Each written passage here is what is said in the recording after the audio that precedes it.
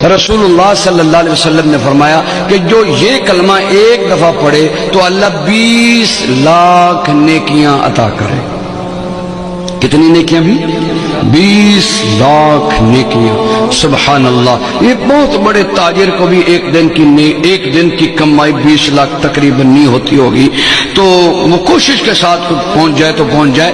یہ 20 لاکھ، آپ کتنے خوش قسمت ہیں، یہاں 2 گھنٹے بیٹھے ہیں اور 2 گھنٹوں کی برکات یہ کہ جب آپ اٹھ کر جائیں گے تو آپ کے جنت کے بینک میں 20 لاکھ نیکیاں اللہ جمع کروا دے گا۔